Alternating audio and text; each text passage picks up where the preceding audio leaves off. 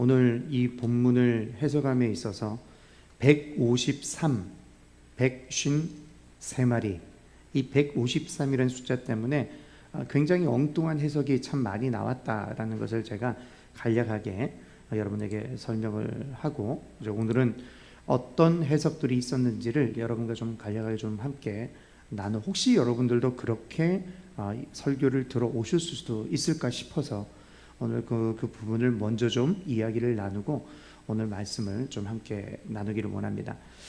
에스겔서 47장 10절 말씀에 보면 이렇게 말씀을 하죠. 자, 어때요? 어떤 점이 비슷한가요? 어부가 물고기를 그물을 쳤는데 그물이 많은 물고기를 잡았더라. 이런 부분이 좀 비슷해 보이죠? 자, 여기 보시면 이 물이 어디에서부터 흘러납니까? 바로 이 성전에서부터 물이 흐르기 시작해서 여러분 에스겔서 말씀 아시잖아요. 물이 흘러서 처음에는 어디까지? 발목까지, 그 다음에 무릎, 그 다음에 허리, 그 다음 잠길 만큼 깊어지더라. 이 말씀 다 기억하실 거예요. 이 성전에서 물이 흘러서 어디로 물이 흘러가냐면 사해로 흘러가는 모습을 이 에스겔 47장에서 말씀을 하는데, 놀랍게도 이 말씀이 이 요한복음 저자가 누구예요? 사도 요한이죠. 그 사도 요한이 또 쓴 성경이 있죠. 성경 제일 마지막에 나오는 거 뭐예요? 계시록. 계시록에도 보면 이 에스겔 47장의 이 모습을 그대로 계시록에도 요한이 기록을 해놨습니다. 그러니까 이 에스겔 47장은 어떻게 보면 계시록에 나오는 그것을 미리 그림자로서 예표하고 있는 말씀이기도 하죠. 아무튼 계시록에도 보면 성전에서 생명수가 흘러나와서 생명강을 이루는데 그 모습이 나오는데, 자, 방금 여러분이 보셨던 이 에스겔 47장에 거기에 보니까 환상 속에 강가에 누가 나와요? 어부가 나오죠. 어부가 나와서 강가에 서 있는데 그 어부가 그물을 칩니다. 근데 그 그물을 어디에서부터 어디에까지 친다고 그러죠? 엔게디에서부터 에네글라임까지 치더라 라는 말씀이 나와요. 자, 여기에서 고기를 잡는데 고기를 어떻게 잡았더라? 종류와 똑같이 많이 잡았더라 라는 게 에스겔 47장의 말씀이었어요. 근데 이것을 가지고 오늘 본문인 요한복음 21장에 나오는 말씀을 어떻게 해석하고 적용하느냐, 여기 보시면 엔게디라는 지명이 나오고 또 어디가 나와요? 에네글라임이라는 지명이 나오죠. 이 엔게디라는 말의 엔이라는 거는 접두어예요. 그래서 큰 의미는 없고요. 게디라는 이 지명입니다. 이 게디라는 말, 히브리어 문자로 이것을 읽어서 전에도 한 말씀드렸지만 히브리어에는 숫자가 따로 없어요. 그래서 그들의 알파벳에 숫자의 값을 매깁니다. 우리식으로 말하면 우리 한글의 알파벳은 뭐예요? 기역, 니은, 디귿, 리을, 이게 우리의 알파벳이잖아요. 그래서 우리식으로 따지면 이런 거예요. 기역을 1로 하고 니은을 2로 하고 디귿은 3, 리을은 4, 이런 식으로 히브리어에도 알파벳에다가 숫자를 매기는 거죠. 자, 그래서 여러분 이제 보시면은, 여러분 보실 때는 이쪽에서부터 보셔야 돼요. 히브리어는 우리 옛날에 우리 한문 쓰듯이 항상 오른쪽에서 왼쪽으로 이렇게 쓰거든요. 그래서 제일 1로 보이시는 부분이 알렙이라는 히브리어의 첫 번째 알파벳이에요. 이게 1이고 베트가 2고 이런 식으로 해서 1, 2, 3, 4 히브리어 알파벳에 숫자를 매깁니다. 그런데 아까 어디에서부터 어디까지라고 그랬죠? 엔게디라고 그랬잖아요. 이 게디라는 말, 이것을 이렇게 숫자를 대입해서 환산을 해봤더니 숫자가 뭐가 나오더나 17이라는 숫자가 나오더라는 거예요. 17. 그 다음에 또 지명이 있었죠. 엔게디에서 어디까지? 에네글라임. 거기는 에글라임이라는 지명 여러분이 아실 거예요. 에글라임이라는 지명인데 이 에글라임이라는 이 알파벳을 숫자를 매겨서 카운트를 해봤더니 얼마가 나오냐면 153이라는 숫자가 나오더라는 거죠. 그런데 153은 그렇지, 요한복음 21장에 보니까 물고기가 몇 마리? 153마리니까 비슷하다. 그런데 지금 뭐하고는 안 맞아요? 엔게디 17하고는 뭐가 좀 의미가 안 맞잖아요.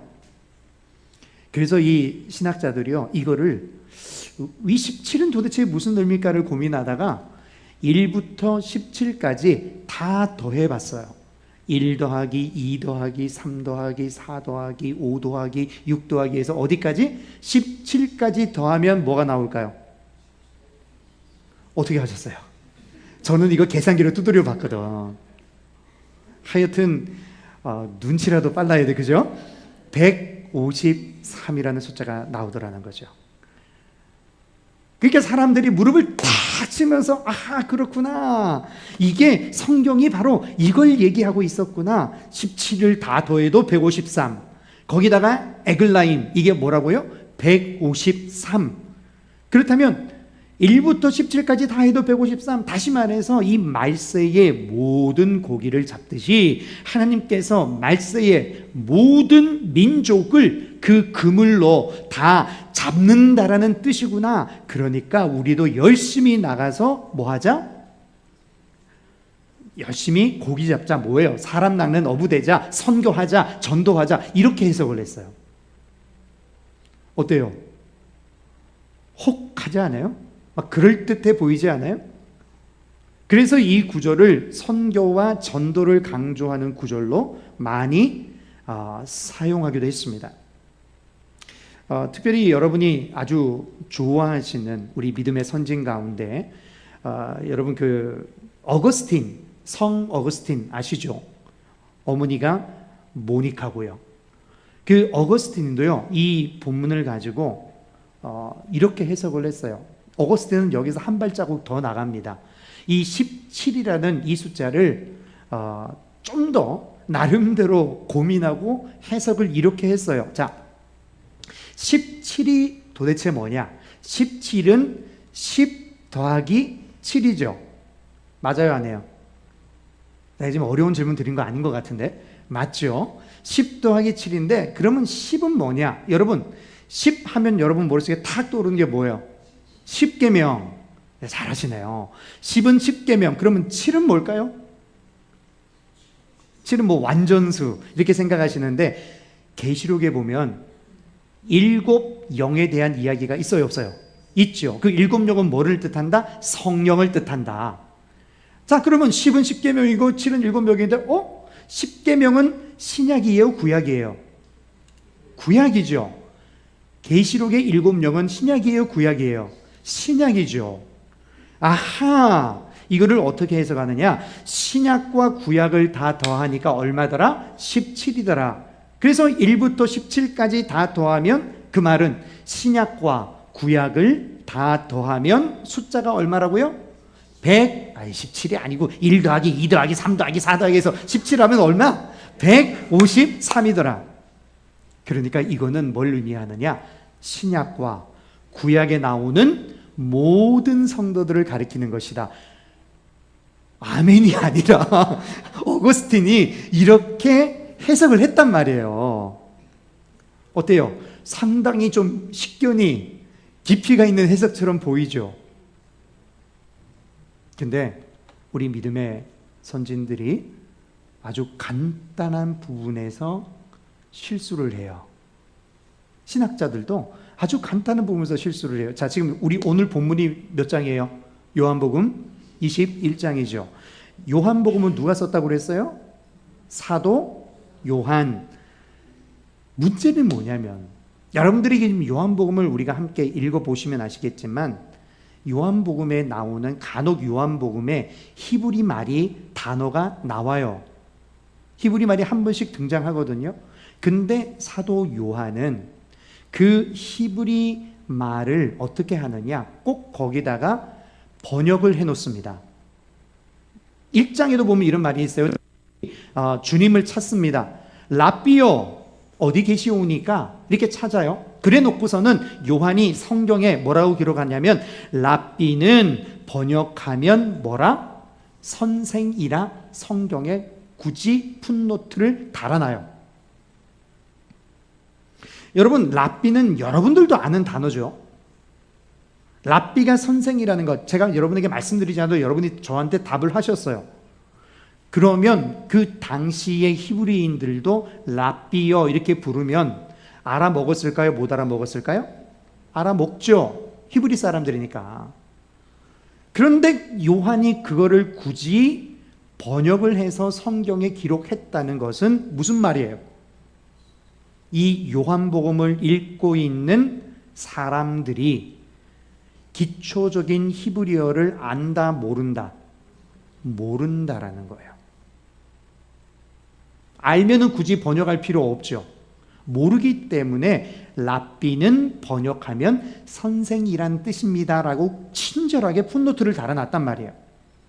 그러니까 이제 우리가 아까 해석했던 그 153이라는 그 히브리 학자들은 알지만 이 요한복음을 읽고 있는 이 사람들이 이 153이라는 숫자를 보면서 오, 이 153이 이런 뜻이 있구나, 그걸 이해할까요? 모를까요? 모르죠. 따라서 여기서 우리가 뭘 알 수 있냐? 153이라는 숫자를 그런 식으로 해석하는 것은 이 요한복음을 읽은 당시에 읽었던 독자들을 전혀 생각하지 않고 그냥 그 뜻을 우리가 만들어서 알고 싶어서 자의적으로 해석한 것이다라는 결론이 도달하는 거죠. 그러니까 그거는 올바르고 정당한 해석이에요? 아니에요? 아니라는 거예요. 그래서 제가 여러분 이렇게 하시면 안 된다고 제가 말씀을 드리는 거예요. 근데 이런 해석은요, 사실 애교예요. 이거보다 더한 해석도 있어요. 옛날에 뭐라고 생각했냐면 이 153이라는 숫자가 뭐냐? 이거는 UN에 가입한 나라의 총수다. 153개국. 그물에 153개국이 다 걸린 것처럼 유엔에 가입한 모든 나라가 그렇게 구원을 받을 것이다. 이렇게 성경을 해석한 사람들도 실제로 있었어요. 그러면 여러분, 우리 열심히 교회에 나올 필요 있어요, 없어요? 어디에만 가입하면 돼? 유엔에만 가입하면 돼, 이제. 실제로 80년도에 유엔에 가입한 나라의 수가 153개국이었습니다. 근데 지금은 몇 개국인지 혹시 아시는 분? 193개국이에요, 지금은. 제가 왜 이렇게 말씀을 드리냐면, 이렇게 성경을요, 숫자를 가지고 우리 주위에 눈에 보이는 것에다가 자꾸 대입해서 해석하는 것은 그만큼 위험한 거라는 거예요. 그러니까 여러분, 신천지에서 숫자를 막 여러분의 삶 속에 나오는 뭐와 뭐다 이런 식으로 대입하는 거, 그거 속으시면 안 된다는 거예요. 근데 우리 젊은 청년들은 한 번도 교회에서 이런 말을 들어본 적이 없거든. 그러니까 신천지나 이런 이단에서 그렇게 설명을 하면 이런단 말이에요. 야, 여기가 진리네. 나 한 번도 태어나서 한 번도 내 교회에서 이렇게 내 설교를 들어본 적이 없는데 이거 진리구나, 이거 진짜구나, 글로 가버린단 말이죠. 그래서 제가 여러분들에게 굳이 여러분들에게 말씀을 드리는 이유는 이러한 해석이 바람직하지 못하다는 것, 그것을 여러분이 아시라는 거예요. 또 있어요. 666 있잖아요. 우리 계시록을 공부하신 분들은 아실 거예요. 666은 성경에서 완전수는 뭐예요? 3이란 숫자도 있고 안식의 수 7이잖아요. 근데 666은 7에서 뭐가 모자라요? 1이 모자라잖아요. 그래서 이거는 악마의 숫자다. 그래서 이 666이 누구다라고 얘기를 하냐면, 예를 들면 그 초대교회 때 네로 황제가 기독교인들을, 교회를 엄청나게 박해했잖아요. 그래서 이 666, 사탄의 종이 네로 황제다, 이렇게 해석하기도 하고요. 심지어는 그 컴퓨터를 개발한 사람, 마이크로소프트 회장, 지금은 회장인지 아닌지 모르겠는데 누구죠? 빌 게이츠. 이 사람도 666이다, 이렇게 해석하는 사람들도 실제로 있었어요. 그래서 이런 해석 중에서 정말 우리가 조심하고 피해야 될 해석이 이렇게 성경을 보는 것이다라는 겁니다. 근데 문제는 이런 해석을 여러분들이 들으시면 야, 뭔가 신박하고 아주 기발해 보이는 해석이기 때문에 야, 정말 저 목사님 대단한데? 이렇게 생각할 수 있기 때문에 만일 그렇게 해석을 해버리면 여러분, 시대가 변하면 해석이 어떻게 돼야 되는 거예요? 자, 지금은 193개국인데 그거 어떻게 할 거예요? 해석도 또 변해야 되는 거잖아요. 결국 왜 그럼 이런 해석들이 자꾸 우리 주변에서 나타나게 되느냐? 근본적인 문제가 있다는 겁니다. 뭐냐면 우리 지난 주일에 말씀을 나눴어요. 우리는 이 153이라는 숫자를 복된 숫자라고 생각하기 때문이에요. 그러니까 가게 이름에도 153, 그러니까 볼펜에도 153 쓰는 이유가 뭐예요? 153마리 복된 숫자라고 생각하기 때문에, 그게 성공이라고 우리가 생각하기 때문에 그렇다는 거예요. 그러면서 나도 그런 복을 받아야 되지 않겠느냐? 봐라, 제자들 하나님의 말씀에 순종하고 주님의 말씀에 의지해서 그물을 던졌더니 고기가 찢어질 만큼 많이 잡지 않았느냐? 세어봤더니 어라 153마리. 그러니까 나도 153이라는 숫자를 쓰고 나도 뭐 많이 잡자? 물고기 많이 잡자. 복 받자. 나도 성공하자. 이런 게 우리 안에 자리 잡고 있기 때문에 자꾸 이런 해석이 그럴듯하게 들리게 되는 거예요. 근데 여러분, 제가 이제부터 이 본문을 어떻게 해석을 해야 되는지 정답을 이제 알려드릴 거예요. 이렇게 해석하는 가장 중요한, 이거를 해석하는 가장 중요한 example이 오늘 본문 속에 있어요. 이미 본문에 답이 다 있어요. 그리고 마태복음에도 나와 있어요. 여러분 기억하십니까? 마태복음의 초기에 예수님께서 제자들을 부르실 때, 특별히 베드로에게 고기 잡게 하실 때 깊은 데로 가서 그물을 내려라, 그렇게 말씀하시죠. 하셨어요? 안 했어요? 했었어요. 그죠? 그때도 마찬가지로 고깃배 하나에 다 못 실어서 어떻게 해요? 고깃배 2대가 와서 그 그물을 건져야 될 정도로 많이 잡혔습니다. 근데 여러분 잘 기억해 보세요. 중요한 건 고기를 많이 잡았다가 아니에요. 항상 우리 한국말은 어디까지 들어야 된다고요? 끝까지 들어야 된다고. 여러분 본문을 끝까지 보셔야 돼요. 마지막이 중요해요. 마지막에 베드로가 주님께 뭐라고 얘기합니까?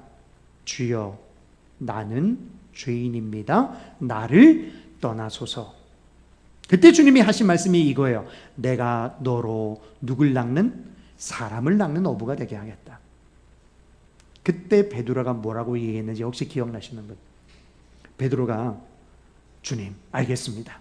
그런데요, 지금 보시죠. 우리가 잡은 이 물고기가 만만치가 않습니다. 이거 제가요 나가서 금방 팔아가지고 돈으로 바꿔서 제가 주님한테 헌금할 테니까 주님 조금만 기다리셨다가 나랑 같이 갑시다. 이렇게 얘기했나요? 이렇게 질문을 던지면 여러분들은 항상 이렇게 눈만 굴려. 이걸 그렇다고 해야 돼? 아니라고 해야 돼? 막 헷갈려 하시는데 그런 일이 없어요. 우리는 그렇게 성경을 읽은 적이 없어요. 뭐라고 표현합니까? 성경 말씀 그대로 읽어드릴게요. 다 뭐하고? 버리고 주를 쫓으니라. 뭘 버렸어요? 배와 그물만 버린 게 아니라 그 그물 속에 잡아놨던, 찢어질 만큼 잡았던 그 물고기도 다 버리고 누굴 쫓았어요? 주님을 쫓았습니다. 여러분, 성경이 뭘 우리에게 말하고자 하는지 좀 아시겠어요, 이제? 그 잡은 물고기가 아무리 많고 아무리 귀중한 것이라 할지라도 진정한 귀중한 것이 뭐냐? 진정한 보물이 뭐냐? 그걸 베드로가 발견했다는 거예요. 그러니까 내가 잡은 물고기, 그물, 배 다 버려두고 주님 쫓아간다. 그거를 지금 대조해서 말씀하시는 거거든요. 오늘 본문도 마찬가지입니다. 이 말씀을 오늘 베드로와 제자들이 순종해서 큰 복을 받았으니까 어때요? 이 제자들이 그 고기 돈으로 바꿔서 나중에 선교비로 쓰던가요? 성경금 하던가요? 아니죠. 앞에서 모든 것을 다 버리고 주님만 보고 따랐듯이 지금 오늘 본문에 나오는 이 제자들도 주님께서 얘들아 니들이 잡은 고기 좀 가져와봐라 말씀하기 전까지 그들은 고기를 바닷가에서 땅으로 끌어올리지도 않았어요. 전부 누구만 보고 있는 거예요? 예수 그리스도만 보고 있는 거예요.